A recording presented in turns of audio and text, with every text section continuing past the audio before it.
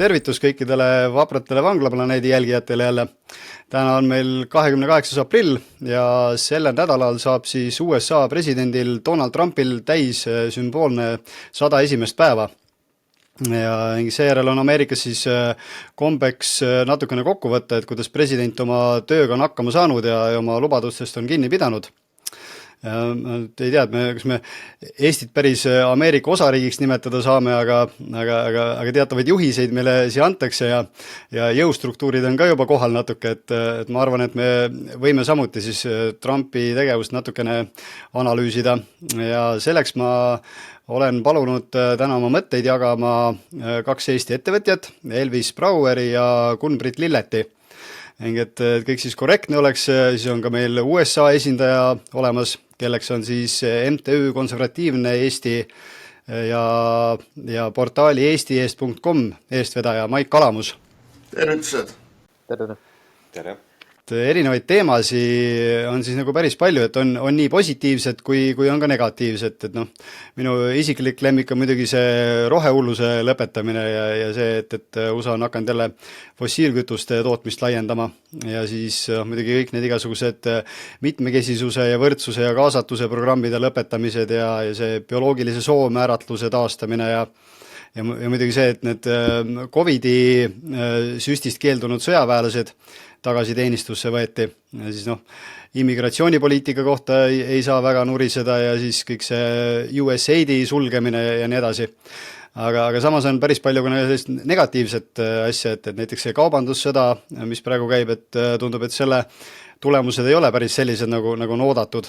Ja lubati ka ju Jeffrey Epsteiniga seotud dokumente avaldada ja seda ei ole veel tehtud ja Anthony Fauci liigub endiselt veel vabaduses ja igasugused valimispettusega seotud süüdlaseid ei ole vastutusele võetud ja nii edasi. Ja muidugi peamine on siis Ukraina sõja teema, et Trump lubas ju 24 tunniga ära lõpetada kogu selle Ukraina sõja, aga siiamaani see veel kestab. Et ühesõnaga siis, nagu ma ütlesin, palju erinevaid teemasi, aga äkki alustame siis sellest, et kuidas teile nagu praegune see olukord tundub, et kas see on teile tulnud üllatusena, et see olukord seal praegu selline on, või te arvasitegi, et umbes siis 100 päeva peale see asi võibki umbes selliseks kujuneda. Et alustame äkki siis Maigist. Ja, tervitused siit Ameerika poolt, et ma arvan, et ma olen siis ainuke inimene, kes päriselt Ameerikas on ja näeb, mis päriselt toimub. Et kui vaatad Eesti siin meediat, mis ma olen jälginud natukene, see on tõeline komöödia isegi selle kõrval, CNN kahvatub. Et räägiti, et meil on siin kanamunad otsas, põhimõtteliselt pool nälg, et siin siis lihavõtte ajal me värvisime kartulit, kuna mune poolt poest saada.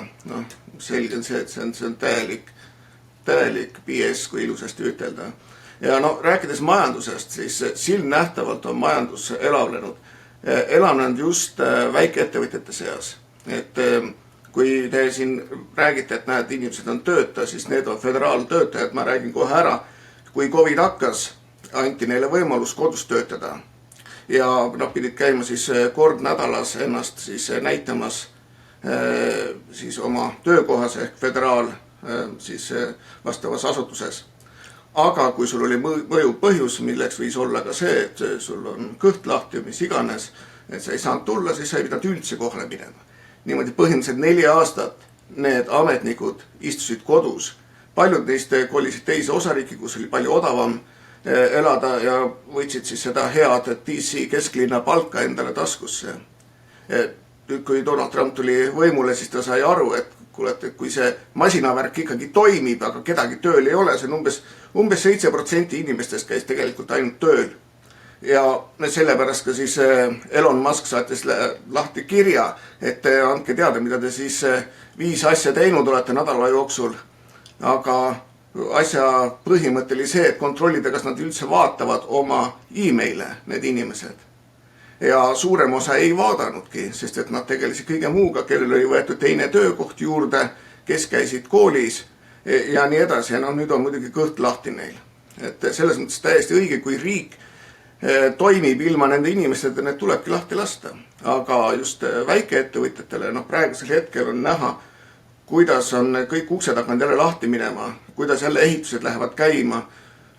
kuidas siin majandus hakkab tõusma silmnähtavalt just eriti nagu West Virginias ja seal, mis väljaspool oli juba hakanud surema, ütleme siis majandus, siis seal jällegi avatakse uusi kaevandusi lahti ja sellega seoses kõik see töö läheb jälle käiku, nii et mina nagu neid negatiivseid asju nii palju ei näegi, et võib-olla te ütlete mulle, mis on negatiivne, küsite minu arvamust pärastpoole, aga ma annan siit edasi.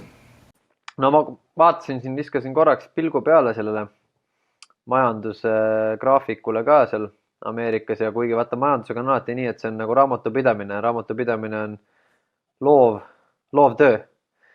Et küsimus on selles, kes bilanssi, kes neid lahtreid täidab, mida märgitakse, mida mitte, kuidas hinnatakse ja nii edasi, kinnisvarasi ja nii edasi, aga no ütleme, kui niimoodi lihtsalt pinna pealt vaadata, siis disposable personal income, mis on ütleme siis lihtsalt öeldes võimalik kulutatav raha keskmisel ameeriklasel on ja siis need summad on nagu tõusnud, mis tähendab, et millest mina hästi palju räägin, et sageli on see, et kui inimesel jääb taskusse kuu lõikes rohkem raha, ehk siis see on minu jaoks üks selliseid nagu põhilisi indikaatoreid, sa võid rääkida siin GDP-st ja SKP-st eesti keeles siis on ja sa võid siin rääkida inflatsioonidest ja asjadest ja need on kõik niimoodi, et igal ühel oma võrrand, kuidas neid arvutada on. Aga kui keskmisel inimesel jääb kuus $100-200 või eurot rohkem üle, siis vaata, see on ikkagi indikaator, märkimisväärne indikaator ja see ongi see, mida me tunneme, mida me näeme, mis kajastub perekondade eludes, mis kajastub selles, kui palju sa autoga sõita saad ja palju sa osta ja tarbida saad ja nii edasi.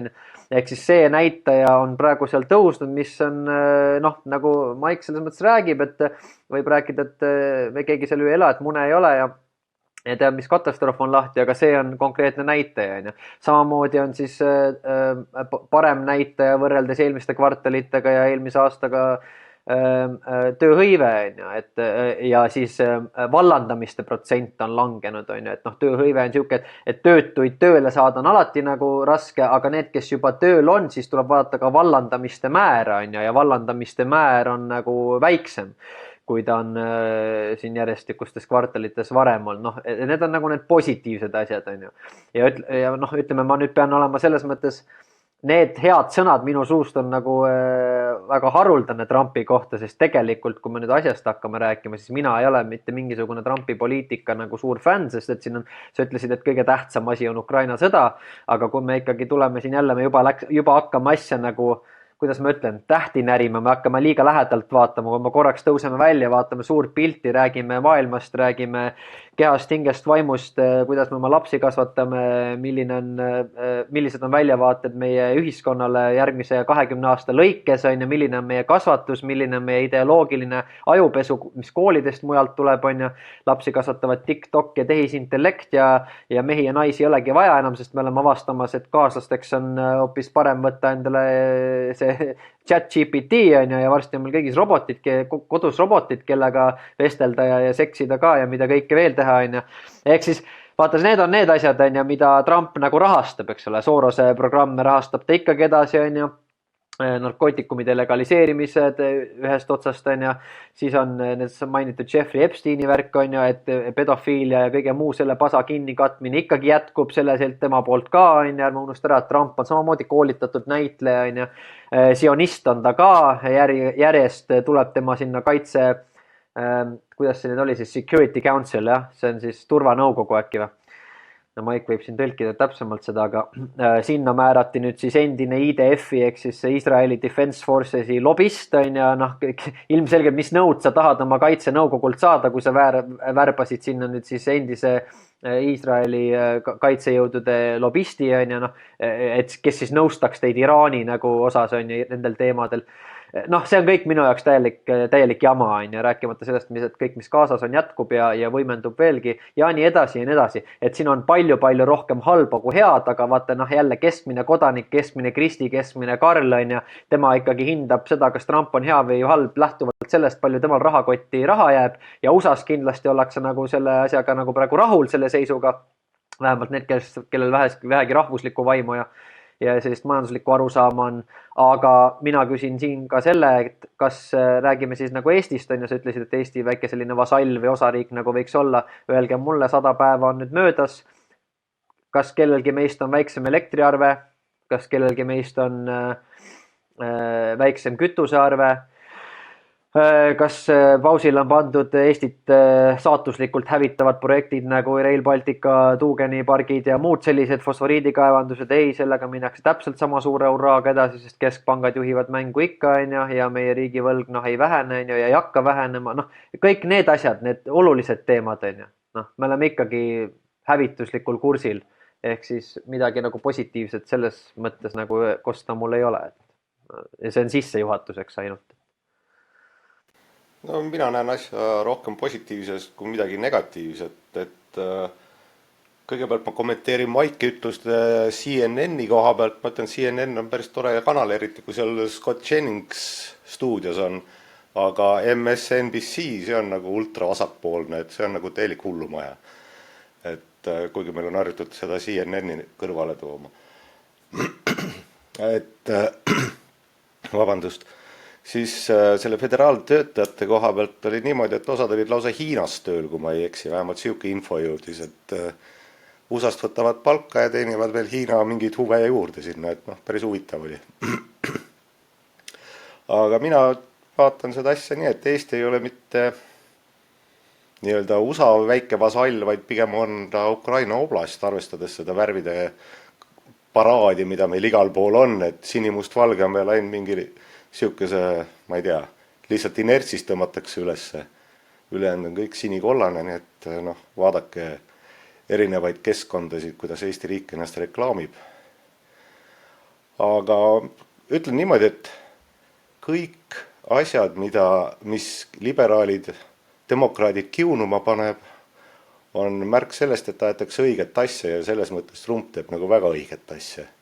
Sest seda demokraatide kisa nii siin kui sealpool lompi on, seda on lausa lust vaadata ja kuulata.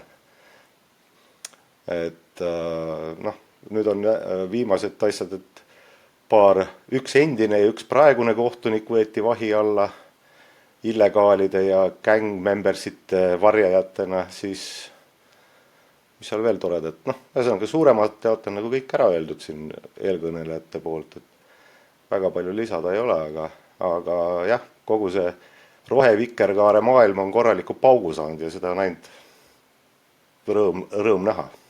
Aga ma küsiks kohe, kas on? Selgita, kuidas on? Ütleme ausalt, mina näen seda selles pildis, et kogu see rohevikerkaare maailm on see, mis tegelikult on ühiskondasid, ütleme lääne kultuuriruumi nagu täielikult laastanud. Vaata Austraaliat, Uus-Meremaad, Inglismaad, Euroopat siin, Euroliitu just nimelt, Ameerikat, Kanadat, siis kogu see jutt, et mingisugune erinevus rikastab ja kõik on täielik jama, et see on ühiskonna lõhkuja olnud seniajani. Ma olen nõus sinuga täiesti, aga küsimus ongi, mina küsin, kuidas see nüüd paugu sai ja millest see väljendub? Esimeste päevade need otsused kasvõi, et kogu see vikerkaare jamal juhe seinast tõmmata. Et iseasi kaua see lõplikult aega võtab, aga see, et osad osariigid, Maine oli vist üks praegu, kes veel tahab neid nii-öelda transpoisse või mehi naiste spordis näha, et kõik, kes seda osariigid veel toetavad või ülikoolid, kes seda lubavad, siis föderaalrahastus tõmmatakse tagant ära. Päris mõju põhjus sellega mitte kaasa minna. Et jätkuvalt seda vana piiti isegi California pealik Newsom vist lõpuks tunnistas selle ära, et mehed naiste spordis ei ole vist päris õige nähtus. Ja, rääkides edasi on nüüd näiteks nendest tariifidest, mida siis jällegi palju siin lärmi tehakse. Et muidugi tahan seda ütelda, et see mainstream meedia, see on rohkem nagu 24 tundi nagu panic attack, et kus on ainult hüsteeria ja ka saad vahepeal ka neid reklaamipause näha. Aga sellest ma jätaks üldse kõrvale, nii et kui Eestis keegi tahab midagi teada Ameerikas, siis vaadake One America Newsi, Newsmaxi, NTD-d, need CNN-id, Foxid, see on täielik jama, mis sealt tuleb, see on lihtsalt niisugune seedimata niisugune loba, mis sealt tuleb, nii et selle ma jätaksin natukene välja. Et tahan öelda tariifidest seda asja, et öeldakse, et näete, et nüüd läheb Ameerikas halvasti, et me paneme tariifid peale. Niimoodi, aga mõtleme niimoodi, kui mina saadan Eestisse tuttavale paki ja panen sinna paki väärtuseks, mis iganes summa, siis Eestis üldjuhul tahetakse selle inimesele saada tolli raha. Siiamaani Ameerikas ei olnud seda Hiinaga. Niimoodi, et Hiina riik maksis siis veel saatmiskulud kinni, nii et need Temud, AliExpressid, asjad. Odavam oli Hiinast siia saata, kui mina näiteks siin Ameerikas naabrile pakki saata. Nii et tulevadki, ütleme, võtame suvalise asja, ütleme niisugune 10-kilone pakk tuleb Hiinast ja selle saatmiskulu on, ütleme, seal $10. Mina maksaks selle eest, ma arvan, juba 5 korda rohkem kui Ameerika siseselt, nii et niimoodi on see kõik kinni makstud. Ja nüüd, mis need tariifid tulevad, need tulevad alates, praegusel hetkel on alates $800 paki väärtus. Nii et alla selle ikkagi jääb. Ja need tariifid, ütleme, mis see deklareeritud hind on, ütleme, kui see särk, Nike särk tuleb sisse $1 on, siis see deklareeritud hind ja sinna pannakse siis $2 otsa, siis tegelikses see eriti ei mõjuta. Ja ka, ütleme, inflatsiooni, nagu nad ütlevad, nüüd läheb kõik asjad ilmus kalliks. Ei lähe. Näha ei ole midagi, on näha ainult seda, et rohkem on kodumaitset toodangut hakanud tulema igalt poolt. Ja seda on ainult mingisuguse, ütleme, paari kuuga. Nii et selles mõttes mina olen tariifide poolt ja veel täna hommikul ütles siis Donald Trump, et ta annab eelnõu sisse kongressile, et kõigil inimestel kuni $200,000 aastas sissetulekust ei maksa sentigi tulumaksu. Ja see raha kaetakse siis otseselt nende tollidega. Tuletan meelde, et 2018 oli siis esimest korda, kui Ameerikas tutvustati siis tulumaksu ja siis pandi said ülirikastele kuni 1%. Ennem seda polnud Ameerikas mitte ühte maksu. Ja kõik sai ehitatud, kõik sai tehtud, sai sillad tehtud, sai teed tehtud. Nii et ülimalt kasulik on enda turgu kaitsta, eriti kui sul on nii suur turg. Ja need samad diilid, need tulevad. See praegusel hetkel, ma arvan, siin mõne kuu jooksul on kõik see asi juba ära tehtud. Sest et ka Donald Trump peab kiirustama ennem, kui nüüd jälle uued vahevalimised tulevad, mis peaks nüüd varsti jälle tulema, mis võib mõjutada siis seda tasakaalu kongressis. Seal vist ongi nagu see probleem, et Trump tahab seda hästi kiiresti teha, aga ega neid töökohti, nagu tal on ju plaanis see, et Hiinast tuua töökohad ära Ameerikasse, seda ei saa teha nii-öelda siis paari päevaga, et see on ikkagi nagu pikem protsess ja kui pannakse sellised tariifid peale, siis nii palju, kui ma olen aru saanud, siis on kõige suurem mure on täpselt nii nagu ju Euroopa Liidu sanktsioonid mõjusid Venemaale, et tegelikult ei mõjunud, et Euroopa Liit hoopis oli see, kes kannatas tegelikult kogu selle asja lõppkokkuvõttes. Ja siin Ameerikas on piisavalt inimesi, kes suudaks tehastes töötada, et seda juttu, et nüüd Ameerikas meil ei ole inimesi, kes tööd teeksid, see on ajuvaba siin. Kui te vaatate, mis Walmartis palgad on, erinevatest kohtades on miinimumpalk, ütleme siin veekandis $15 kuus, mille ees ei elagi ära. Ja see ei tooda mitte midagi riiki, ta viib ainult välja. Nii et loogiline on see, kui me maksame kohaliku toodangu eest, võib-olla natuke rohkem, on see palju kvaliteetsem. Ja samamoodi näiteks on nüüd sea- ja loomalihaga, mida siis niinimetatud USA lihana veeti sisse Mehhikost.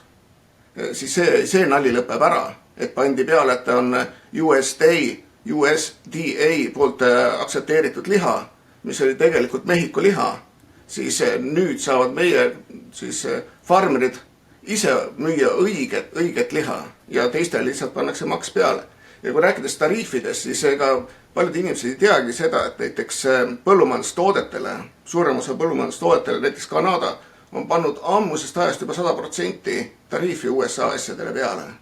Aga nendest asjadest ei räägita, tehakse lihtsalt suurt propagandat, suurt hüsteeriat. Ja ma ei näe küll, et sellel mingisugust mõtet oleks peale selle inimesi hirmutada.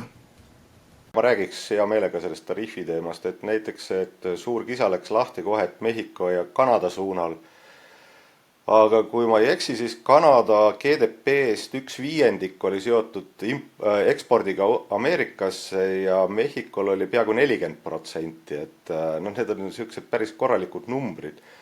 Ja kogu selle tariifinduse, nii palju kui mina sellest aru olen saanud, et ega tegelikult need tariifid on praegu lihtsalt selleks, et teised riigid nagu läbirääkimislaua taha tuua, selleks, et teha uued kokkulepped ausamad, kui nad on seniajani olnud. Nii nagu Mike rääkis, et Hiinast tuleb kaup nulliga, aga proovi see Hiinasse saata, siis tõenäoliselt maksad.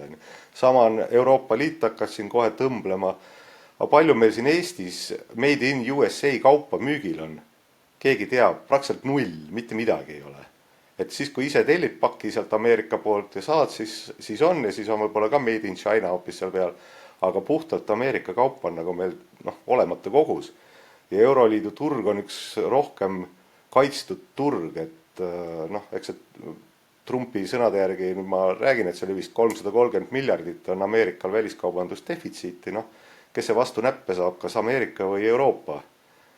Et siin ei ole nagu midagi rääkida,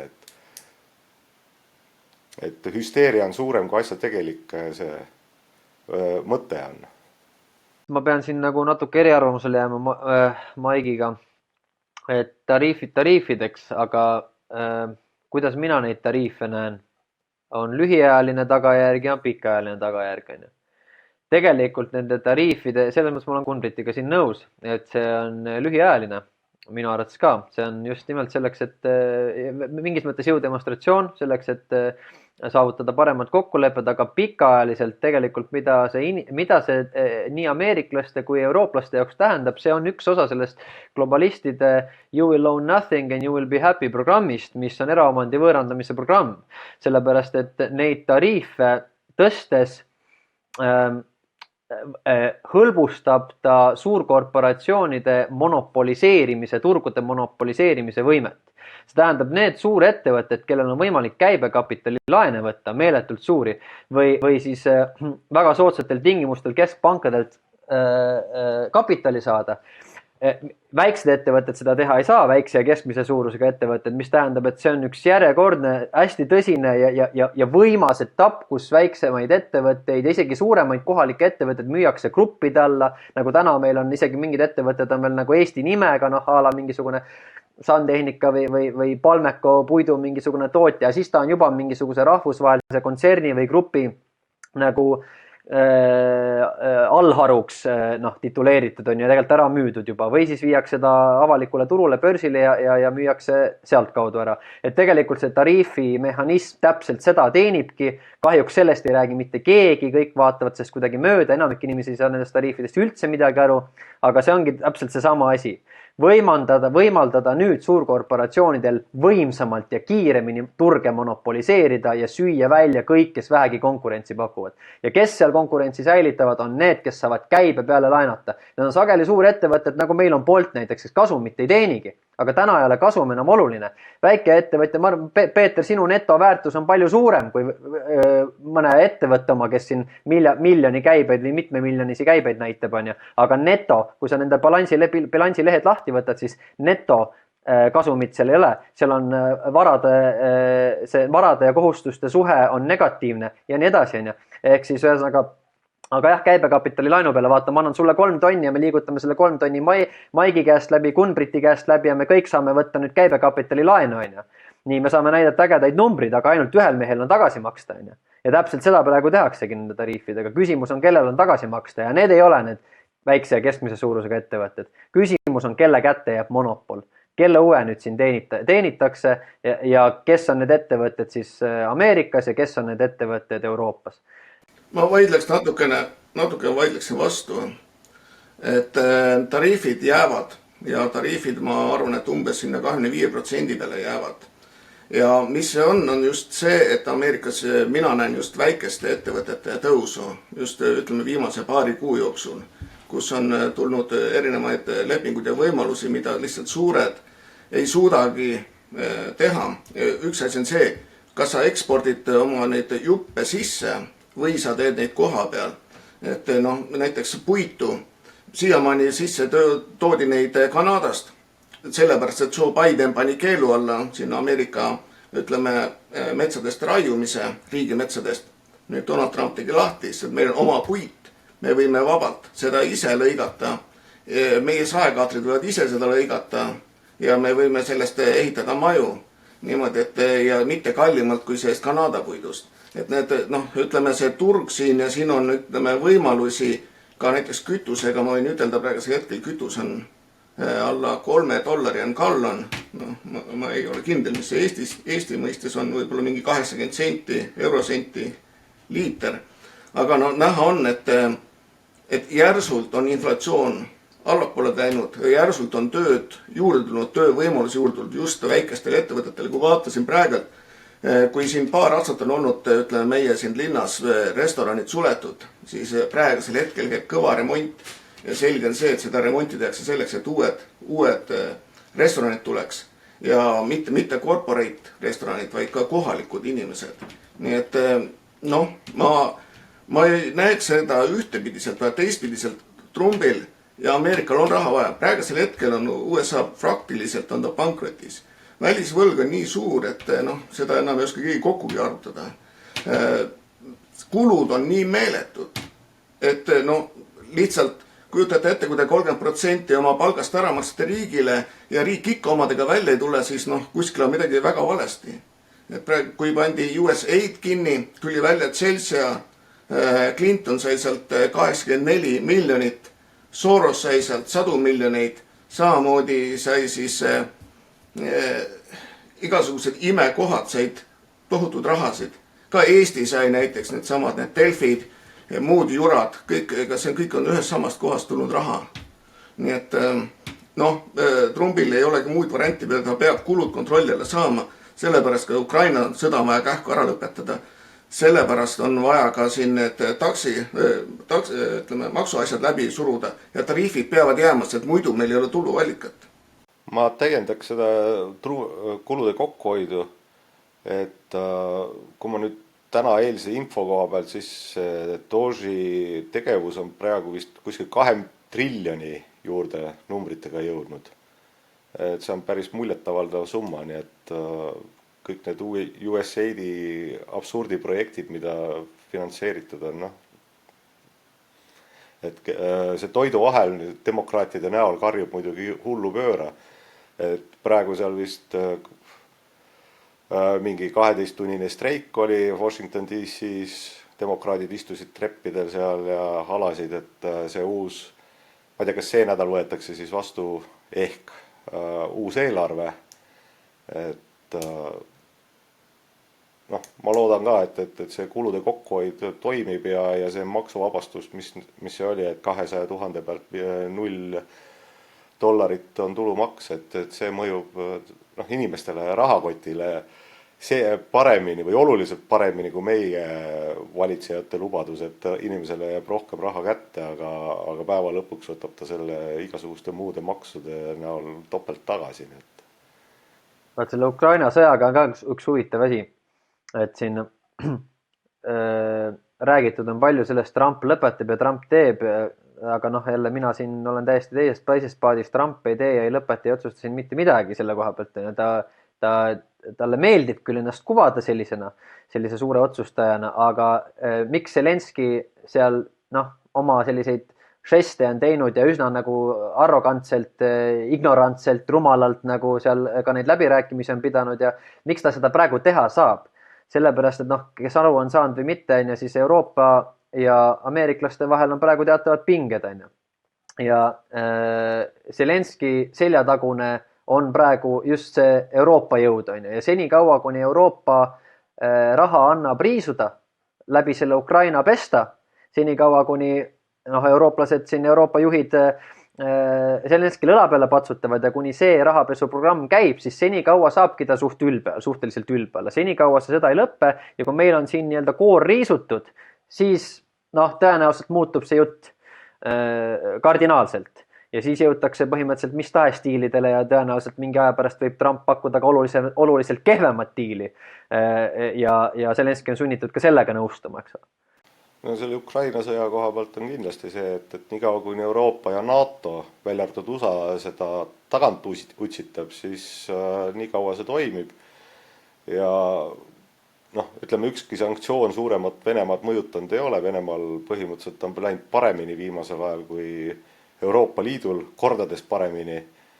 Siis noh, ja ütleme läbi ajaloo on venelastel pikkade sõdade pidamise kogemus olemas, et nad võivad küll vahepeal peksa saada ja äpud olla, aga lõppkokkuvõttes tulevad võitjana välja, nii et nad võivad seal võib-olla veel see Euroopas, ma ei tea, kas on ka 5 aastat välja öeldud, et umbes, et sõidime veel 5 aastat, et selle elab Venemaa kenasti üle.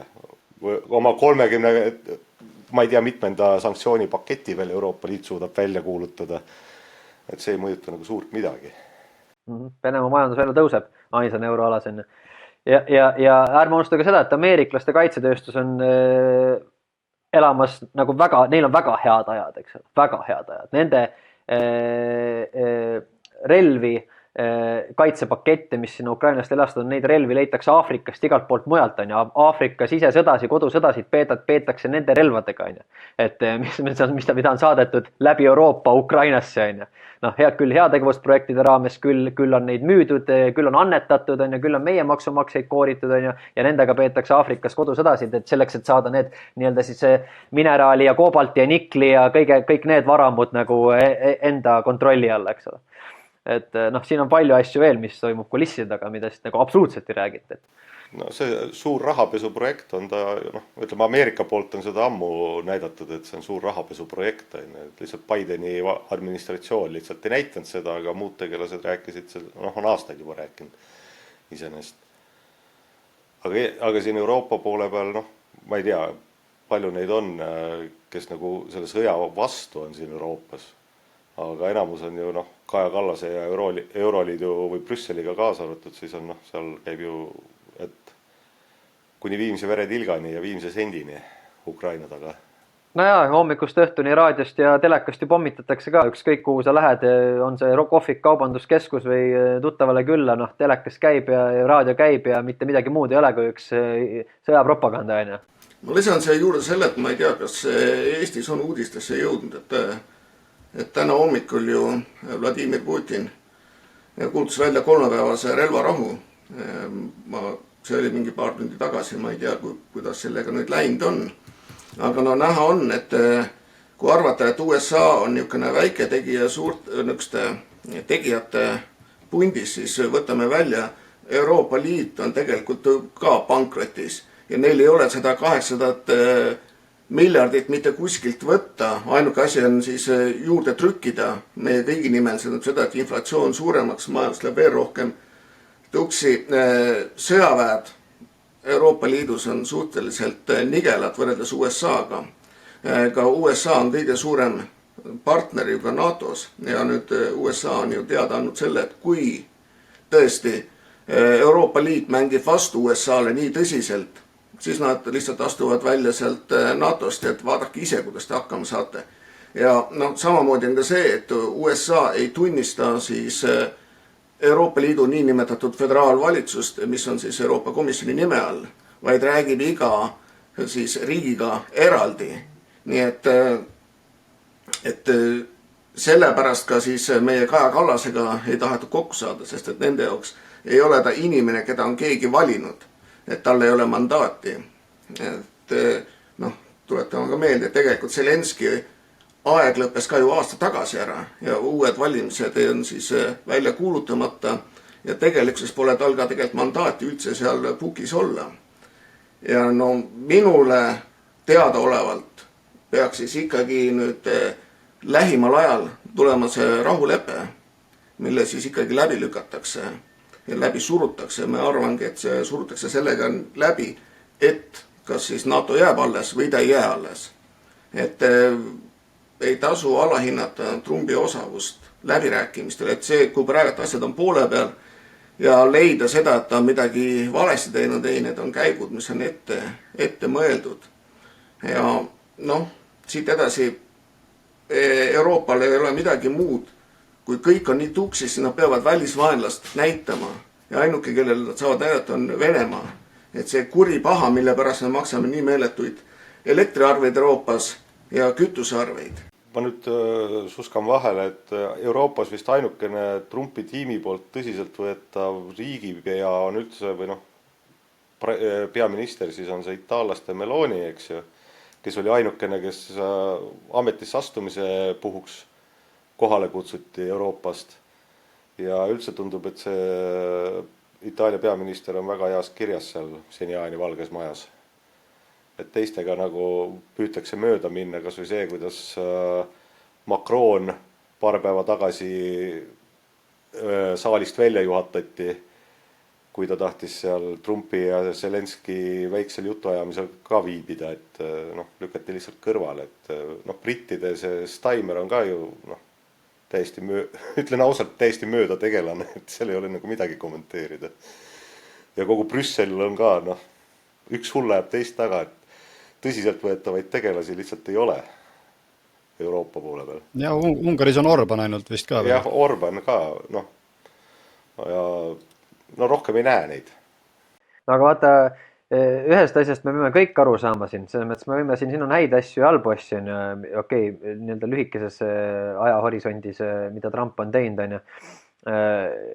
Ja kui nüüd tulevikku vaatate, noh, ütleme jälle lühiajaliselt, on ju, aga vaatame korraks pikaajalisemalt, kas keegi, või no, ja kui keegi usub, on ju, ja kui keegi suudab mulle kirjeldada või selgitada täpsemalt, on ju, kuidas nüüd see Trumpi, kuna me siin ikkagi räägime Eestis, on ju, me räägime Eesti poliitika saade, on ju, Eesti tulevikust, Eesti majandusest, Eesti rahva jätkusuutlikkusest ja nii edasi, on ju, majandusest, kas keegi suudab mulle, ma olen ööd ja päevad selle peale mõeld ja väga huviga kuulaks, et keegi selgitaks mulle, kuidas tema käigud, kuidas tema senine tegevus, globaalpoliitika, majanduspoliitika, kuidas see nüüd siis pöörab Eesti majanduse taas kasvule ja kuidas see lõpetab ära, pöörab ümber, denonsseerib rahvusvaheliselt lepitud sõlmingud, tühistab rahvusvaheliselt pikaajalised investeeringud, tagatislepingud, mis puudutavad Eestit ja nii edasi, et kas keegi nagu suudab mulle selle ära selgitada või?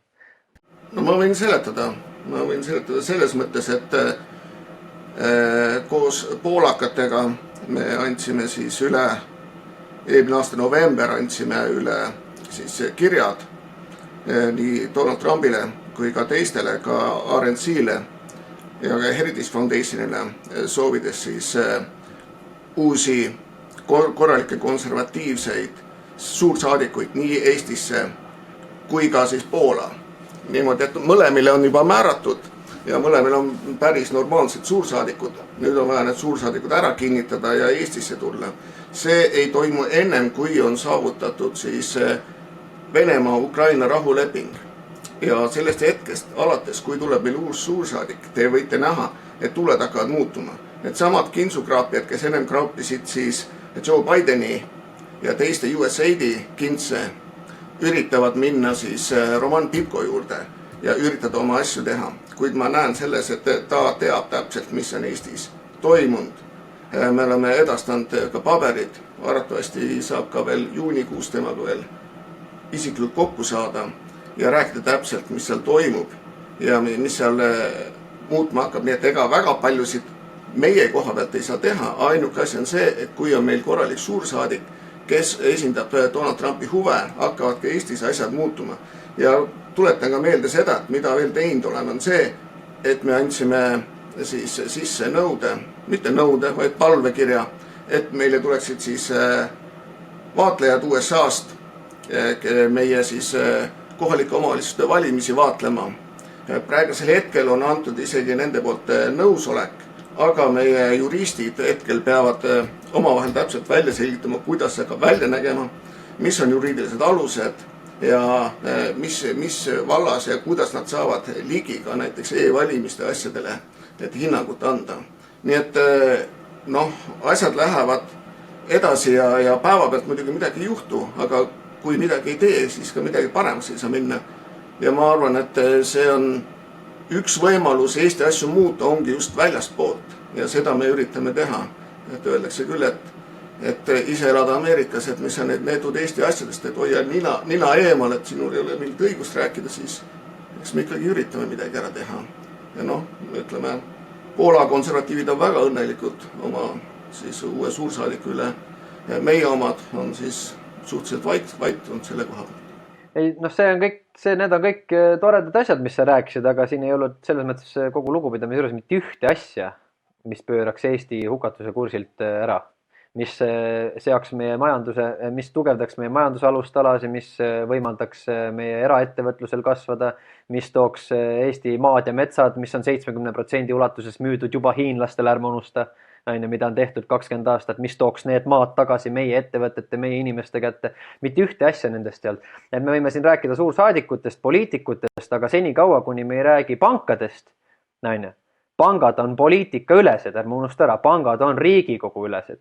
Sellepärast, et seadus näeb ette, et ka ettevõtlusesse ei tohi sekkuda ja kui on selline ettevõte, nagu seda on keskpank, mis ei ole riigile allutatud, siis senikaua, mida on võimalik ainult teha revolutsiooniga, siis senikaua Poola turg, see on täiesti teine asi.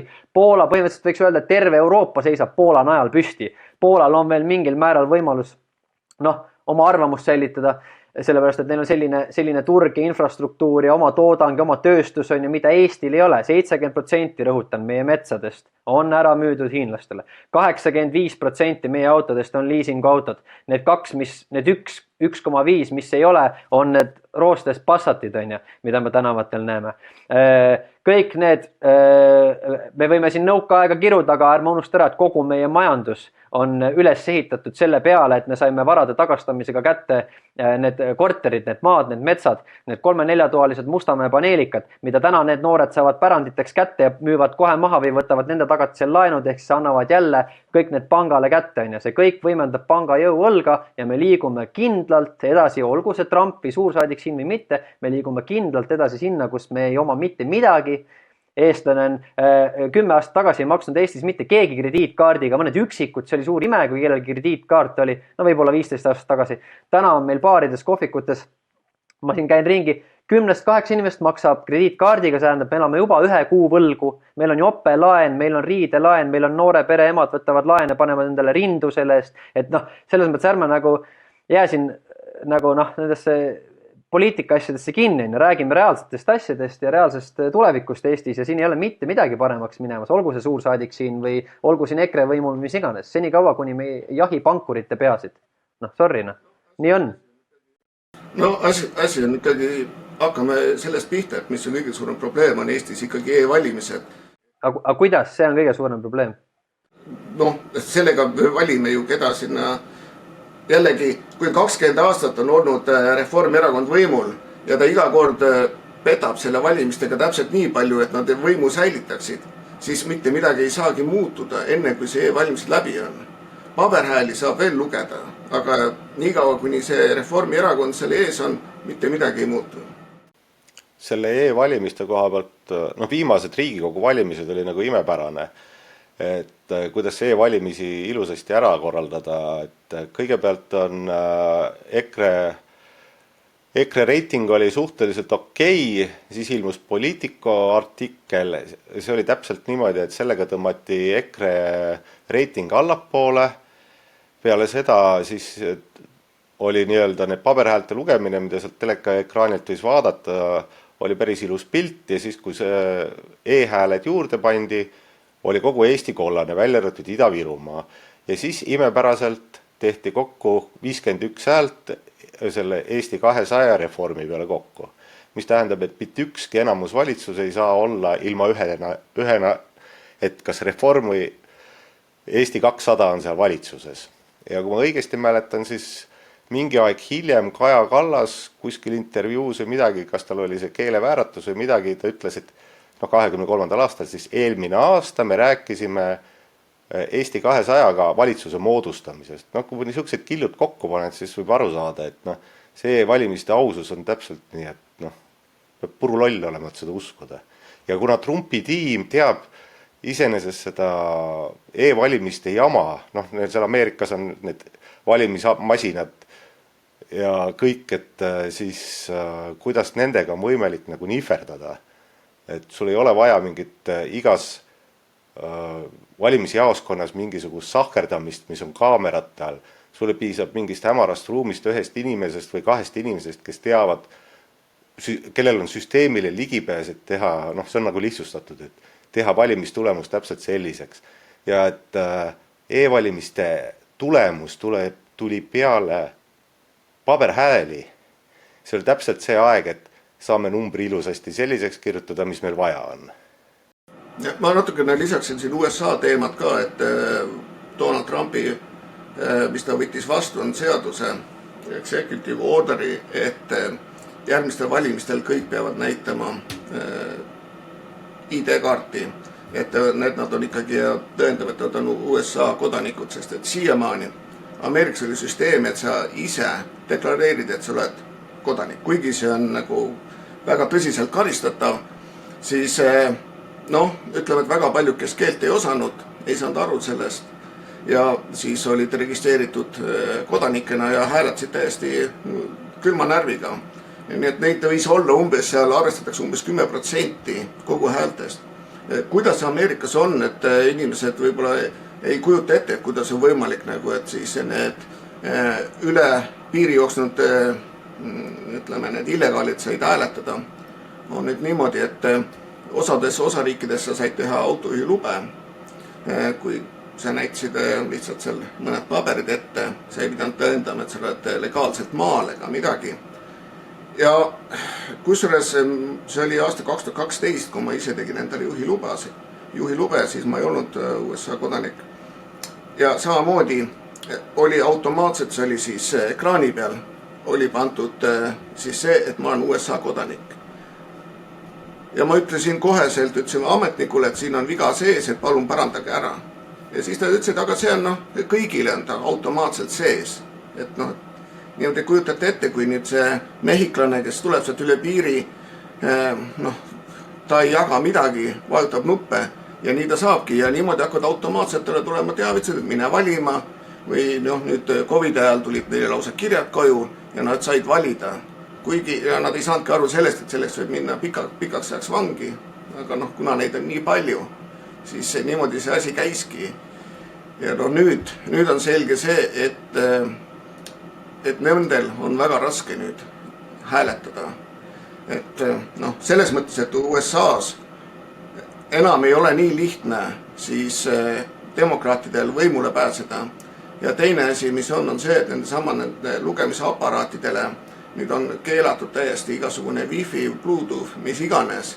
Ja kõik peab olema sertifitseeritud tarkvara sees, et ei ole päris niisama, et igaüks võib panna. Et siiamaani oli ju niimoodi, et nad istusid netis ja siis neid numbrid võis valida mis iganes. Niimoodi, et ütleme niimoodi, et aina raskemaks ja raskemaks läheb globalistidel siin uuesti võimu haarata. Elvise point oli vist nagu rohkem see, et kuna pangad on tegelikult ju üleval pool poliitikuid, et vaata oligi ju Ameerikas Föderaalreservi juhi käest küsiti, et kui Trump käseb sul tagasi astuda, et mis teed siis? Ta ütles, et ei kavatsegi tagasi astuda. Ja Eestis on meil samamoodi, et meil Euroopa Keskpank on see, mis rahamajandust juhib ja see, kes seda vereringet kontrollib, see kontrollib juba kõike. Saan meil Elvise aru õigesti, mida sina mõtlesid? Absoluutselt ja pead ikka päris loll olema, kui sa siin ei tõmba ka paralleelühendust ka Euroopa Keskpanga ja Föderaalreservi vahel, on ju. Et see on täpselt niimoodi, nagu on Eesti 200 ja Reformierakond, on ju, et kui on vaja mingid teemad ära normaliseerida ja Reformierakond seda teha ei saa, siis sünnitatakse sellised, kuidas ma ütlen, vanasti öeldi nišierakonnad, on ju, rohelised ja muud. Aga vaata, rohepööre ei ole mingisugune asi, mis päeva pealt tuli. See hakkas 15 aastat tagasi, kui tehti rohelist erakond, on ju. Hakatakse mingid teemasi normaliseerima. Kui me sellest juba räägime, me teeme sageli seda viga, et me hakkame mingitest asjadest üldse rääkima. Vaata, on teemad, millest me ei räägi. Me ei aruta mingit me ei hakka mingit pedofiiliat ja rohepööret arutamagi. Aga nad toovad ja nad siis normaliseerivad ja siis juba räägime ja siis on juba mingisugune treenitud agent neil, kes tuleb ja hakkab ratsionaliseerima, on ju. Ja siis juba tuleb keegi sloganiga välja, et love is love, on ju, armasta koera või armasta sa 5-aastast last, on ju, et love is love, kõik võivad kõigiga seksida. Ühesõnaga, see läheb nii jaburaks ja see on kõikide teemadega nii. Et Reformierakond, Eesti 200, täpselt samamoodi on pankadega, on see Föderaalreserv ja Euroopas on see kapitali laialijagaja siis Euroopa Keskpank on ju. Ja sellel on omakorda siis harud siin Eestis on ju, kes on siis Luminor ja Luminor on näiteks otsene siis ECB alluvuses ainuke minu teada praegu Eestis, veel teised on veel Rootsi kuningriigi all, aga on siis ainsana Euroopa Keskpanga otseses alluvuses ja otseselt vastustandev pank on ju. Luminoriga tihedalt on juba koos LHV, mis on Eesti Pank on ju, tere tulemast meie siis pilootriik on ju, totaalne varade külmutamine ja nii edasi on ju, kes on siin käsikäes siis töötab Luminoriga on ju, meie see Eesti oma LHV, et siin ei ole midagi juhuslikku, need kõik asjad on ammu juba töösse pandud ja me liigume kursil kindlalt edasi selles mõttes. Aga sul on õigus ja seda ma tahtsingi öelda, et Keskpank on üle riigi, ma olen sellest ka rääkinud ja ma olen helistanud ka siin poliitikutele, kui ma helistasin Martin Helmele ja küsisin ka, räägi, kuidas sellega on, et räägi mulle palun, kuidas ja milline on Riigikogu või tähendab valitsuskabineti võime reguleerida või piirata pankade tegevust. No ütlesime otse välja, õiged küsimused, sisuliselt seda ei ole, seda ei ole.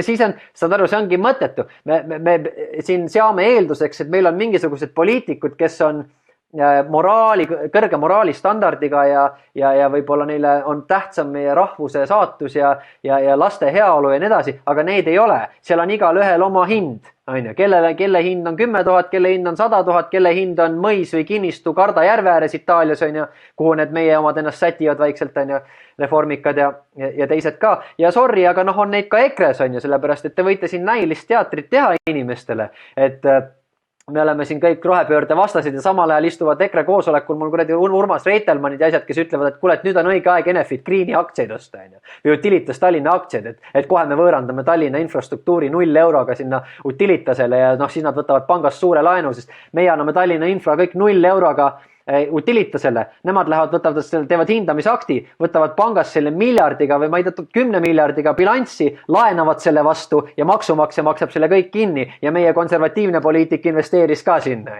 Ja samal ajal räägib, et rohepööre on suur pettus. Sorry, aga mulle on see kõik üks suur tsirkus, vaata, kui ma seda näen ja kuulen kõrvalt. Et ei ole seal õiget meest. Lisad selle juurde, et Föderaalreserv on erafirma, see ei ole riigiga mitte midagi seotud, et see on Rothschildide leiutis ja kahjuks ei ole midagi teha ja raske neid siis maha võtta. Praegusel hetkel, kui inflatsioon on USA-s üks madalamaid pikka aega, ei ole nad nõus ikkagi protsenti allapoole laskma. Ma hetkel ei tea, mis see protsent on, aga viimane kord, ütleme, see oli paar nädalat tagasi, ma nägin, et kodulaenu protsent oli umbes 6% peal. See on täiesti absurd, kui sul inflatsiooni pole. Nii et meelega hoitakse hetkel kinni ja eks nad üritavad niivõrd palju halba teha trumbile, kui tahavad, sest et tuletab meelde, alati vaadake, kust tulevad rahad. Kust tulevad rahad propagandadele, igale poole, igasugustele antifaadele, igal pool pankadest. Kui me vaatasime siin neid, kes neid värvi loopisid nende maalide peale ja tuli välja, et nende suurim rahastaja on JP Morgan. Nii et need samad suured tekitavadki seda niinimetatud kaost, annavad raha igasuguste lolluste jaoks ja muidugi nad on suur sponsorid demokraatidele, et samamoodi on siis BlackRock, mis on maailma üks suurimaid võimsamaid firmasid, on tema ju demokraatide taga. Nii et raske saab olema, aga kui vaadata seda, näiteks minul on kogemus Donald Trumpi esimesest siis ametiajast, kus ma võin ütelda ausalt, et Ameerika majandus tõusis pööraselt, et tundus, et see pidu ei saagi lõppeda. Muidugi tänu sellele Hiina viirusele, mida siis sõjavägi lahti lasi, suudeti tema asi nagu tuksi keerata ja suudeti valimised ka tuksi keerata. Kunagi Ron Paul üritas ka veidi kontrollida siis või auditit teha sellele. Minu meelest jooksis kuskilt läbi ka, et Trumpi meeskonnal oli mingisugune, ma ei tea, kas siis selline kava või vähemalt midagi sellist nagu läbi käis, et kas selle kohta oskab keegi midagi kommenteerida? Selle kohta ei oska praegu ei meenu, aga mida ma tahtsin öelda on küll see, et vaata majandus, alati rääkides nendest, et üks võim või üks poliitik toob majanduskasvu ja teine toob majanduslanguse, on ju. ärge selle triki õnge nagu minge, on ju. Küsimus on see, kelle käes on veel kord raamatupidamishoovad, on ju. Raamatupidamishoovad on see, kuidas me bilanssi kajastame, mida me seal kuidas kajastame, mida me kuidas seal hindame. Kui näiteks, kui me võtame täna, kuidas meile täna Eesti Pank serveerib majandustõusu, leebet majandustõusu 3% ja USAs on seda palju lihtsam teha, on ju, seal on, turg on suurem, varasi on rohkem ja nii edasi. Meil on majandus 3% tõusus, aga kui sa võtad sealt ära teede ehituse, mis on avalike hangetega tehtav, oma toiduahelale ette söödetav, maksumaksja raha eest kinni makstav programm, on ju, võtta teede ehitus ära ja me oleme 14% languses. Circa kuskil. Nii, see on meie reaalmajandus, on ju. Nii. No aga no, isegi sellest piisab, 14% aastas on ju, mis see on, 8 aastat ja meil polegi sinna eraettevõtlust järgi enam, on ainult monopolid, on ju. Lidl, kuradi Depo, on ju, toitu, noh, Rimi Food või mingisugune Coop Universum, on ju, ja ongi vsio, noh. Peetri vorsti äri ei ole enam, on ju, või on Peetri vorsti ära by Rimi, on ju. Ja niimoodi nagu nad on, et 10 aastat tagasi oli tomatikastmeid 10 erinevat, on ju, oli Kristi tomatikaste, oli Petsi tomatikaste, nüüd on need kõik samamoodi, Pets on seal all vaikselt nurgas ära meenitud, aga üleval on Rimi Planet, noh, on ju. Mida saad siis selle sotsiaalraha eest, mida sulle riik nagu annab, on ju. Varsti on kodanikupalk ka seal juures ja nii ongi, noh, et ühesõnaga, noh, see rong läheb edasi. Et see raamatupidamine on siuke, vaata, noh, veel kord, loovtöö. No mina oskan ainult üteldada Ameerikast oma seisukoha pealt, mida mina näen. Sest et noh, need meediad ja kõik asjad, see on iseasi, aga kui sa näed, et tõesti, kui sa näed, et sul peale üüri ja söögi jääb raha taskusse, siis on selge, et läheb majandusel hästi. Kui vastupidi, noh, tööd ei ole ja on, ütleme, et üürid on nii kõrged, et ei jõua enam maksta, siis on jällegi teistpidiselt. Nii et noh, ütleme, koha pealt on teinekord hoopis teise asju näha ja Eestis muidugi, ja tuletan veel kord meelde, et Eestis inflatsioon arvutatakse majanduskasvu sisse. Noh, see on täielikult, see on raamatupidamislik huukus-pookus. See on selle jaoks, et me inimesed ei näeks, mis tegelikkuses toimub. Ma lihtsalt täiendaks seda, et võib-olla Elvisele ka väike vastus selle koha pealt, et kogu lääne kultuuriruum on nagu pikalt toimetanud selles võtmes, et kõik kehvasti läheks. Noh, kogu see vikerkaare rohepööre ja kõik muu sinna hulka, et tehagi, et seesama, et sul ei ole midagi ja sa oled õnnelik seisund. Nüüd on see Trump on see nõrk lüli, et tõmbas nendel asjadel nagu juhtme seinast, et ma ei ütlegi, et see kõik asi nüüd Euroopa puksib siin kõvasti vastu.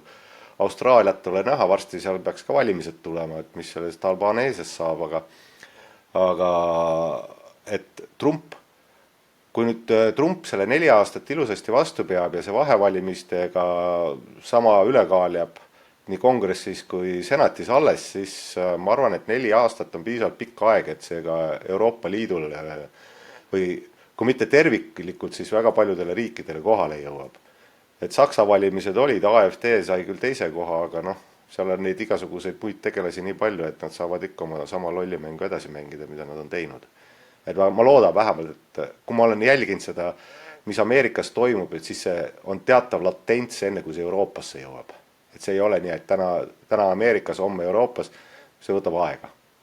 Aga ta jõuab kindlasti siia. Okei, aga jah, selle immigratsiooni koha pealt, et kas sellega on kõik nii-öelda okidoki või on seal ka mingisuguseid probleeme, oskate kommenteerida? No, ma võin natuke siit kõrvalt kommenteerida, et Ice teeb head tööd. Colorados viimane asi oli, et 100 inimest võeti sealt mingist illegaalsest ööklubist kinni ja ühesõnaga need Valge Maja juurde pandi siis muru peale mingid plakatid igasugustest toredatest inimestest, kes on kinni võetud. Ja kõige huvitavam on see, et demokraadid, patoloogilised mingid kriminaalikultus on, et nad sõdivad ju selle vastu kohutavalt, et neid illegaale välja saata, et küll nad püüavad leida igasuguseid variante, et tuli küll siia illegaalselt, aga ta muud pole kurja teinud, aga põhimõtteliselt illegaalselt USAsse saabumine on juba kriminaalkuritegu, et seal ei ole nagu Tom Homan on seda nagu korduvalt otse ja välja öelnud, et nii on, et kõik minema siit. ja kui veel oled veel mingi muu gängi liige, noh, see viimane demokraatide ralli sinna El Salvadori MS-13 liige, keda siis kogu mainstream meedia Maryland Maniks hoolsalt kutsus, kes oli saanud paar aastat tagasi isegi, kuigi ta oli illegaal, siis oli saanud ka oma naisele lähenemiskeelu seal peksmise eest ja kõige eest, siis ikkagi, noh, nüüd Van Holland või kes see oli esimene, kes sinna El Salvadori lendas temaga kohtuma, et ikka tagasi tuua, et ta on ikka nii tore ja igatpidi tubli pereisa ja kõike, mida tema kohta räägitakse, kogu mainstream meedia on seda täis. Et noh, võtame kas või, kui me tagasi läheme selle Bideni aega ja natuke sinna, siis mulle tule nüüd meelde, kes see tore kriminaal oli, kes politseiniku käe läbi väidetavalt siis kärsuri, kuigi oli vist narkolakso all korralikult. Et temast tehti kangelane, kõik vandaalitsevad BLM-lased, kes põletasid linnu maha, nendest said kangelased ikka, noh, sellised demokraatide suure, noh, jääbki mulje, et kõik kriminaalid on demokraatidele eeskujuks. Ja siuke kangelane oli, et näed, tõesti endale ei tule ka nimi meelde, aga ma tean küll, keda sa mõtled. No ma veel selle nüüd El Salvadori gängimehe peale, et kujutate ette, MS-13 on üks jõhkramaid selliseid kartelle maailmas, terves maailmas. Et ütleme organiseeritud kuritegust näiteks, kui eestsed mõtlevad näiteks linnuvabriku grupp oli siis kõvad tegijad, sest noh, nende kõrval need olid nagu suveniirimüüjad. Et seal on niimoodi, kui sa ikkagi midagi teed, siis terve su perekond lüüakse maha. Miks ma seda tean, on see, et minu firmas töötab El Salvadori inimesi. Mul on naabrid El Salvadorist ja me oleme palju rääkinud, mille pärast nad omal ajal siia tulid just nende samade gängide pärast. Sellepärast, et gängid lihtsalt tegelesid räketiga, noh, põhimõtteliselt nad tegid, millest tahtsid. Ja need, kes siia tulid nüüd El Salvadorist ametlikult, need ei taha näha mitte mingisuguseid need illegaale. Inimesed ei saa aru, mis asi on illegaal Ameerikas. Illegaal on ainult see, kes üle piiri jookseb. Need, kes tulevad viisaga, jäävad üle aja. Need on overstayer, üle aja olijad. Need ei ole illegaalid mitte ühegi paberi järgi. Kui sa oled illegaal, siis sina paberit korda ei saa siin riigis. Kui sa oled overstayer, siis sa vastavalt teed petitsioonid, asjad seletad, mis probleemid on, mida sa teha tahad. Tahad näiteks kooli minna, saad selle viisa ümber vahetada, et saad kooliviisaks, saad koolis käia, saad veel tööd teha. Need on kaks täiesti erinevat maailma. Ja need, kes on tulnud siis lennukiga ametlikult siia või siis on tulnud maad mööda, aga ametlikult läbi piiripunkti, nendel ei ole mingeid probleeme. Neid ei ole võimalik niisama kergelt tagasi saata. Aga näiteks seesama need MS-13 inimesed, noh, need on kõik jooksnud üle, noh, keegi ei tea, kui palju neid on. Arvatakse, et rohkem kui 10% Ameerika rahvastikust on illegaalid. Ja võin täitsa arvata, et see ongi õige. Et probleem on selles, noh, näiteks siin samas Montgomery County's on olemas selline linn nagu Tacoma Park. No see on täiesti MS-13 all. Kui sa näed siin mõrvasid, see kõik on gängid omavahelised mõrvad. Need ei ole tavaline inimene kuskil läheb ja laseb. Ei, need on jõhkrad mõrvad. Ja muidugi see läheb sinna tagasi veel El Salvadori, kus siis vastavalt kui gängi liider midagi politseile ja mingit vihje annab, siis lüüakse terve pere maha seal. Ja noh, näiteks see Garcia, Delmar Garcia, kes sinna saadeti, tema oli tätoveeritud nukkide peale MS-13. Gängis on nüüd niimoodi, mina näiteks, kui ma paneksin siia MS-13, mind lüüaks homme maha. See ei ole niisama, et sa võid igaüks midagi endale teha. See on alguses, sa oled paar aastat, sa oled õpipoiss. Sa pead end tõestama, sa pead tõestamine tavaliselt, et sa pead ikka kellegi maha lööma või millegi väga suurega hakkama saama. Siis sa saad alles gängi liikmeks. Ja siis sa saad alles endale vastavad gängi tatuud teha.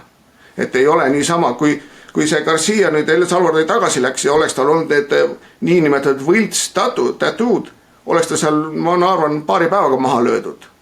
Noh, nii et see kartelli asi on väga-väga hull ja muidugi see on kõik on ju fetanüüli müük, mida nad teevad siin ja fetanüüli on terve Ameerika täis. Võltstablettidele on Vicodini tablette, mida müüakse, on pandud siin fentanüüli sisse, oma tuttavadki on saanud siin laksusid, nii et kõik peavad ettevaatlikud olema, nii et see on väga hull asi ja see on õige asi. Kusjuures inimesed ei tea, et näiteks Obama oli ju president, kes kõige rohkem saatis välja inimesi, kes kõige rohkem deporteeris illegaale. Sellest ei räägi mitte keegi. Tema saatis rohkem välja kui keegi teine ajaloos. No, aga proovi sa rääkida demokraatidele seda. Muide, selle, mis demokraatide koha pealt on see sama, et keegi ei taha mäletada, mis Obama tegi, aga ma ütlen nüüd asja, 2019 ETV, märtsi lõpp, aprilli algus, Riina Sikkut ütles Madisonile, see, et meie sedasi teinud oleme, ei tähenda, et teie sedasi teha võite. Ja see on täpselt see sama liberaali loogika. Öeldi lihtsalt telesaates välja Eestis. Ja, kui sa mäletad, mis on KKK, siis see oli ka demokraatide partei osa. Aga sellest ei taha keegi kunagi nagu rääkida. Ikka räägitakse Ku Klux Klanist, kui nagu oleks republikanidega kuidagi seotud. Ei, ta ei ole mitte kunagi olnud sellega seotud. Nii et noh, nii need demokraadid on ja nii see masinavärk käib, et praegusel hetkel on siis piir saadud enam kinni, üle ei ole eriti tulnud, siin käib päris usinalt neid haaranguid ja kontrolle, et aga noh, väga palju on ka võltspaberitega, niimoodi, et ega näiteks isegi üks minu tööline aastaid tagasi oli tööl ja pidi riigi asutuses tööd tegema ja ta arreteeriti, tuli välja, et olid kõik valepaberid, võltspaberid. Nii et keegi pole kaitstud selle eest. No aga siin lisandub veel see, et paljud need, need turvalinnad või ma ei tea, kas turvaosariike on ka, aga need turvalinnad, kus siis põhimõtteliselt on illegaalide kogunemispunkt, sest nendega mitte midagi seal ei tehta, et kuigi ICE ja ühesõnaga läheb ka sinna kallale või on läinud juba, aga need on need, kes põhimõtteliselt vastu töötavad. Et see Wisconsini siis kohtunik, kes vahi alla võeti, oli põhimõtteliselt see, kes juhatas kohtusaalis olnud illegaali seal mingite tšikiprikkidega kuidagi majast välja ja selle tõttu pandi temale hoopis käed raudu. Lisan siia juurde seda, et need inimesed, kes on siin paberitega, ütleme siis Ladina-Ameerikast, nemad tahavad seda, et piir oleks kinni, nad tahavad seda, et need illegaalid oleks välja viidud. Mille pärast? Kelle tööd võtavad illegaalid ära? Võtavad just nende enda rahvuskaaslaste tööd ära, kes on paberitega siin. No näitena võin ütelda seda, et nad töötavad, ütleme, kui siin Montgomery County's on miinimumpalk on $15 tunnis, siis neile makstakse $5 tunnis. Ja nad on õnnelikud, nad on 10, kes elavad ühes toas ja saadavad raha kodu poole. Aga see ei ole aus konkurents. Nad makse ei maksa. Neil pole mitte mingisuguse kindlustusi, neil pole ka autokindlustusi, nad sõidavad ilma paberiteta, nii et kui mingi õnnetus on, siis pead ise vaatama, kuidas sa hakkama saad. Ja muidugi narko- ja relvaäri põhilised ja taust pole ju kontrollitud. Et siin on ju juhusid olnud, näiteks siin samas Potomakis oli juhus, kus oli siis aednik võetud, kes tegi siis muidugi odavalt, tegi seda aeda korda. Naine läks siis poodi, tütar jäi koju. Mis siis juhtus oli see, et tütar vägistati ja tapeti ära, nii et neid lugusid on palju selliseid ja kui ei ole kontrolli, siis ei tea ka ju, kes sul riigis sees on ja mida nad teevad ja mis see olukord üldse on. Ja ega see ei ole Euroopaski ju mingisugune võõras asi ja seesama, kuidas sa kirjeldasid, et nüüd siin need samad sisse tulnud inimesed, kes on ikkagi tulnud legaalselt, et need ei salli väga neid uustulnukaid, et meil Eestis ju endal oli siin juhtum, kus Dave Benton võttis sõna, kui see immigratsiooni laine siin hakkas nagu tuure koguma ja Euroopas on ju päris palju neid linnu, kus täpselt samamoodi, et politsei ei julgegi minna enam mingisugustesse piirkondadesse, sellepärast, et seal on see kuritegevus ja asjad on nagu nii suured ja keegi ei vastuta selle eest ja keegi ei kontrolli, mis seal toimub. Ja kui oled käinud Brüsselis, siis võid näha, mis võib olla. See on hullem kui Kabul ja ma arvan, et Kabulis on palju turvalisem ringi käia kui Brüsselis, et noh, see on ikkagi täiesti absurdi, mine Londonisse, mine teistesse läänelinnadesse, noh, see on kohutav, aga noh, sellepärast ongi, et veel Ida-Euroopa riigid on veel niisugused ilusad valged ja kuhu on veel suhteliselt turvaline minna. Aga eks see kõik jõuab. See ohjeldamatu migratsioonilaine või see meenutab ju ammust ajast mulle seda Nõukogude Liitu, kus püüti ju teha, kas ametlik nimetus oligi, et või oli see lihtsalt rahvakeelne, et oli Nõukogude inimene. Et Nõukogude inimene siis see oli see, kui põhimõtteliselt toodeti neid juurteta inimesi, lihtsalt erinevad rahvad sõidutati ühest Nõukogude Liidu otsast teise, meie enda Ida-Virumaa põhimõtteliselt on see sama ju. Et tekitada neid juurteta inimesi, kes on kontrollitavamad kui põliselanikud ja põhimõtteliselt see sama asi toimib selle suvalise migratsiooni näol Euroopas ja Ameerikas. See on see demokraatide ülevõetud, Nõukogude Liidust ülevõetud nõks lihtsalt. No tegelikult seda kasutas ju Aleksander Suur esimesena, seda rahvaste segamist. Et noh, neid segamisi üritatakse alati teha erinevates riikides, et just see kriitiline mass maha suruda, et ega Eestis tehakse täpselt samamoodi ja üritas ju tegelikult Nõukogude Liit teha Eestis, aga see ei läinud läbi, kuna keeled olid nii erinevad, aga kui sa vaatad näiteks Valgevene, siis tegelikult see läks läbi seal Valgevene keelt praktiliselt enam ei räägita, on ainult vene keel. Nii et seal see segunemine toimus, aga tänu ainult sellele, et see oli slaavi riik. Eestis lihtsalt keeled olid niivõrd erinevad, et see ei toiminud. Jah, ja see ei ole üldse ju mingisugune saladus, see on täitsa ÜRO enda dokumendid on olemas, et ongi vaja, kuna Euroopas on vananev rahvastik, siis meil on vaja seda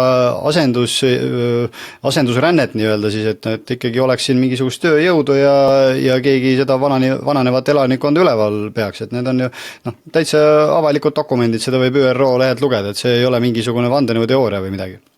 Ainuke asi, et see nii-öelda see tööjõud, mis sinna Euroopasse on tulnud massiliselt alla, 2015 läks vist see tõsine paadiralli lahti, eks ju. Et palju nad tööl käivad, nad elavad just rohkem nagu igasuguse abirahade ja kõige muu peal, chill ja grill käib neil.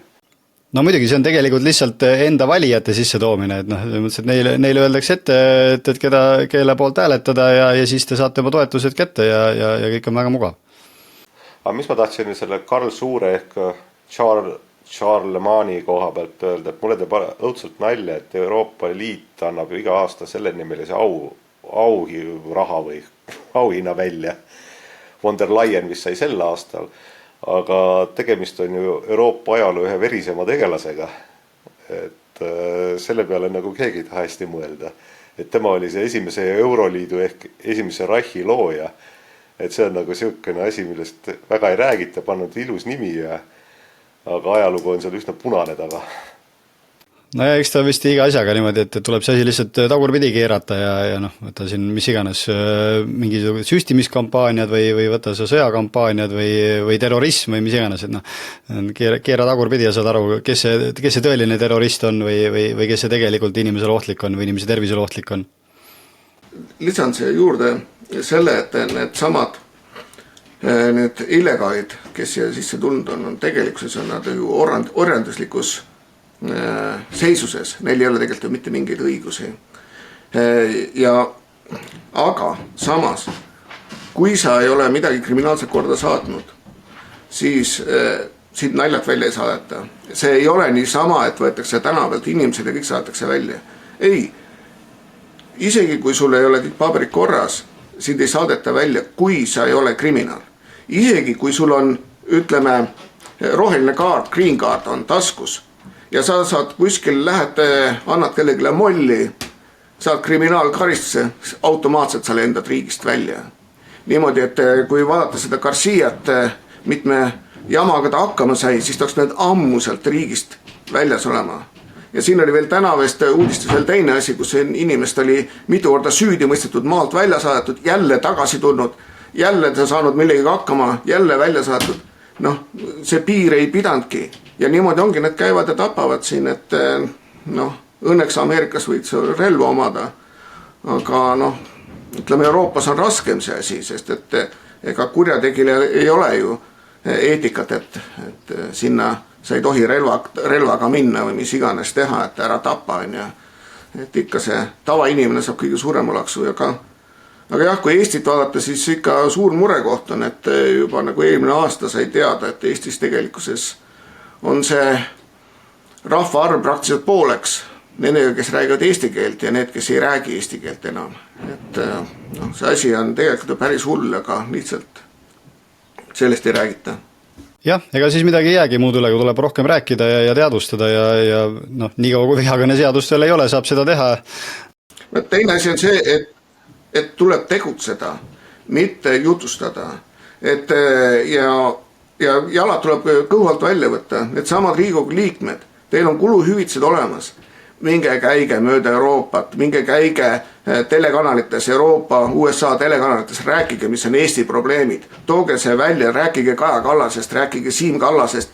Mis te istute seal neetud saalis, võtate raha vastu ja siis ütlete, aga midagi ei saa teha, teeks küll, aga mitte midagi ei saa teha.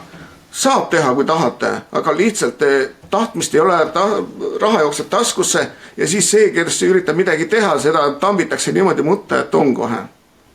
Jaa, aga mul olekski viimane küsimus, me peame hakkama otsi kokku tõmbama, et mida nüüd eestlased siis üldse saaksid teha selleks, et mingisugused muutused saaks siin toimuma hakata, et meil ei ole mõtet tõesti ainult üle lombi vaadata ja loota, vaid me peame ikka ise ka nii-öelda mehed olema, et mis need mingisugused tegevused võiks olla, mida rahvas ise saaks teha? No, ma alustan kohe. Esimene asi on e-valimistest lahti saada ja see on nagu, siis hakkab ka võib-olla see poliitiline seltskond hakkab vahetuma, mitte nii, et ühed on juured alla kasvatanud ja neid ei saa mitte kuidagi mingi valemiga lahti, sest nad on ise endale sellise valimissüsteemi loonud, et need ei saa sealt minema. Aga normaalsed pabervalimised ilma mingite e-hookus-pookusteta, et see näitaks nagu reaalset pilti. Ja siis on näha, siis saab öelda, et kas Eesti rahvas on loll või mitte. Mina ütlen nii palju, et Rahvusvahelise Valuutafondi andmetel maailmas Eesti on igas edetabelis peaaegu põhjas, eks ole. Ja Rahvusvahelise Valuutafondi andmetel oleme me pankade kapitaliseerituselt maailmas teisel kohal. Mõelge korraks selle peale. Nii, see on see, mis ma ennem rääkisin, on. Et meile üllataval kombel eestlaselt on päris palju võtta, sest meil on seda netovara veel, sitaks, mis ei ole, meil on generatsioonivahetus praegu. Ja meil on seda netovara ja sellepärast me oleme sihtmärgiks praegu. Ehk siis mida mina saan, mis on soovituse mina inimestele annan? Palun saage aru, et see poliitika jätkes üldse vahele, see on tsirkus rumalale rahvale. Ettevõtja on sellest ammu aru saanud juba erasektoris, kes toimetab. Et see on rahvas versus pank. Kui aru ei saa, minge vaadake Game of Thronesi algusest lõpuni. Kes on see pank, keegi ei tea. Kust et lõikad ühe pea maha, 2 tükki ilmub asemel, aga pank on alati. Sina pead ise mõtlema, kuidas olla ise enda pank. Kuidas aina vähem sõltuda pangast. Selle asemel, et oma korter tagatiseks panna, säilita see ja sul on elukulu väiksem, eks ole. Sa maksad ainult kommunaali hinda. Sellest kapitalist, mis sul kätte jääb, mõtle, kuidas oma eksistents, kuidas võib-olla vähem poest osta, kuidas partnertehinguid rohkem teha, kuidas võimalikult seda jämedat otsa nii palju kui võimalik enda kätte nagu kangutada ja võimalikult väike ots panga kätte jätta. Mida rohkem raha sa pangas hoiad, seda rohkem teenib tema selle pealt intressi. Kui sa 50 eurost keerutad 50 tehingut läbi, siis ei on sellest 50 eurost järgi 0 eurot. See kõik on panga käes. Kui sa liigutad seda käest kätte, siis on see ikka meie käes.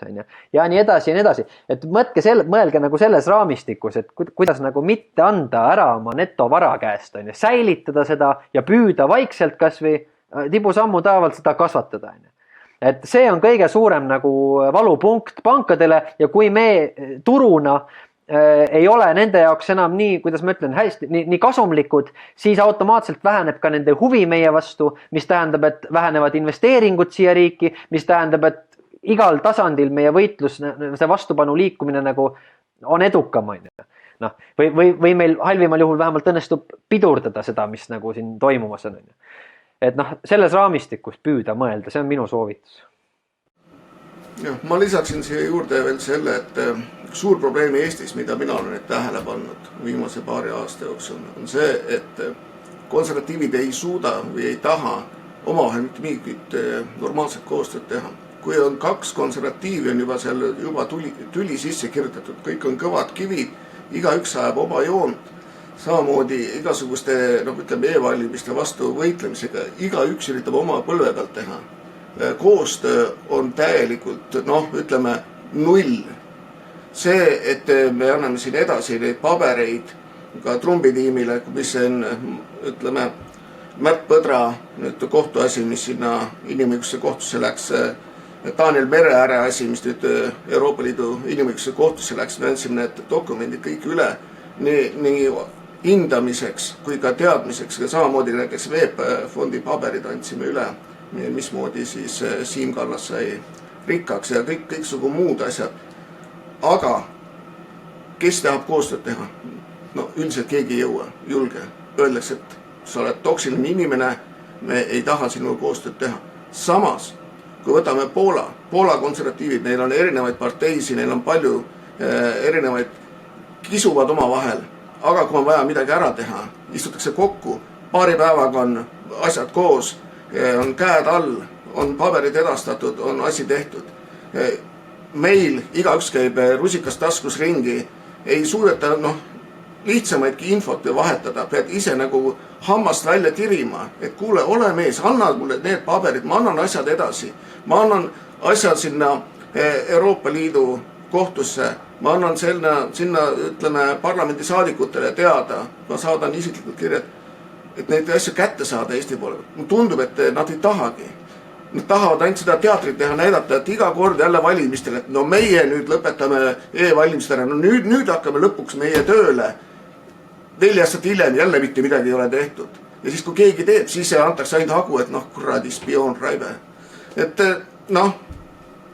see on nagu minu poolt ja teinekord tekibki tahtmine, et miks minu enda koduriik, miks minu enda kaasmaalased ei taha ja sõidivad vastu nende asjadele, millega me siin tegeleme. Et ja teinekord niisugune mõru maik suhu, et milleks me seda üldse teeme. Vaata, riigiga ei saagi asju ajada. Riik jätta üldse võrrandist välja, kui mehed tulevad kokku ja teevad midagi ära, siis on asi tehtud ja midagi saab proovida ja üritada ja nii. Nii kui sa vaatad sinna poole, nende tsirkusartistide poole, siis seal on üks soe õhk. Aga kui sa vaatad Eesti neid aktivistegi, kes on tegelikult kõik on toredad mehed, aga omavahel jälle läbi ei saa. Ma isegi ei saa aru, milles on probleemid, aga ikka käidakse rusikas taskus ja ei suudeta näha seda suuremat pilti, et ühtselt midagi ära teha. Isegi kui inimene ei meeldi sulle, kui see suurem eesmärk on, miks mitte koostööd teha? Ma ei saa lihtsalt sellest aru, kellele see kasulik on.